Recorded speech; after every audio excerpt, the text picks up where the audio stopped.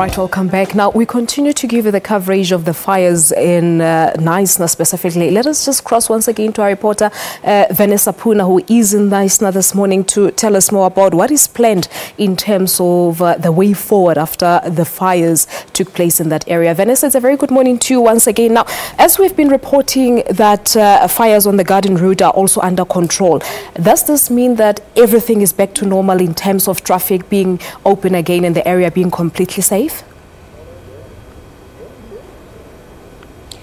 I can tell you, good morning to you firstly, that yes, traffic seems to be largely back to normal this morning, but when it comes to things like infrastructure, no, it won't be back to normal, at least not for quite a while. A short while ago this morning we spoke to the acting municipal manager of Knysna, saying that assessment teams will be going out today to look at damaged infrastructure like electricity, overhead cables, sanitation, as well as water infrastructure that has been damaged in this blaze.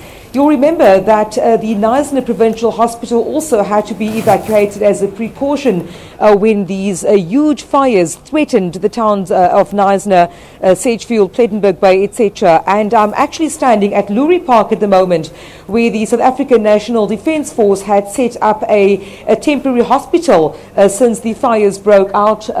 Behind me, I drove past some Army, or rather Defence Force helicopters as well as vehicles and a tent. And also behind me is the Knysna Squash Centre, where you'll see the Incident Command unit as well as various medical personnel, ambulances, etc.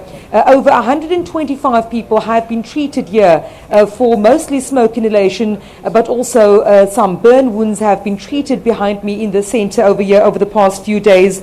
We do know that the South African National Defence Force also had 4 Oryx helicopters that were taking part in water bombing exercises yesterday, dropping as many as 100 buckets. They've also provided tents to firefighters and to those in need of shelter. A short while ago, we've been told by medical personnel that we had to move away from the area. That's the clinical area just behind me, where we've seen doctors and nurses as well as the ambulances coming past just now, also then trying to continue operations because the Knysna Provincial Hospital remains evacuated after these devastating fires that have ripped through the region.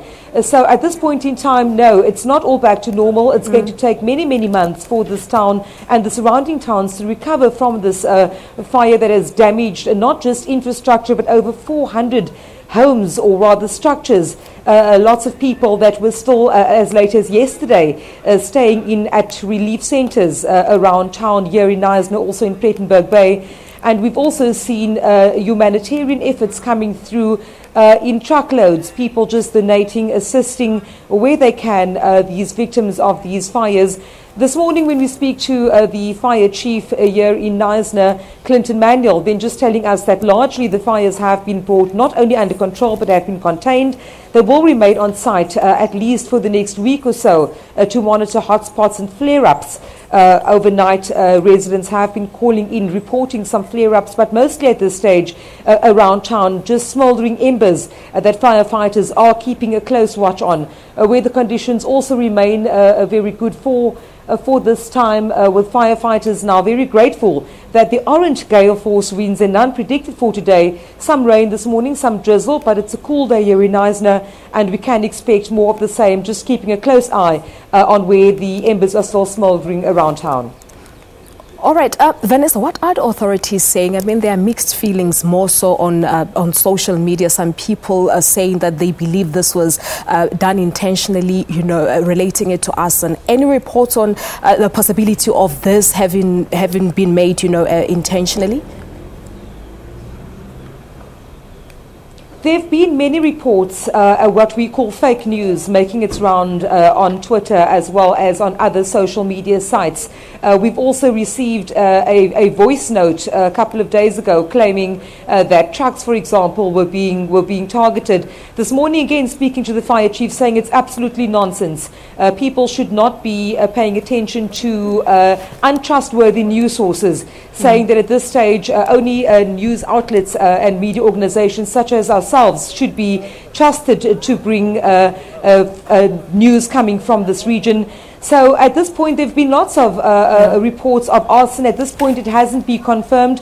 When I last spoke to authorities saying that this fire was indeed, as far as we know, as a result of the heavy storms that have lashed the region, as well as gale force winds that pushed it along at least 100 kilometers all along the Garden route.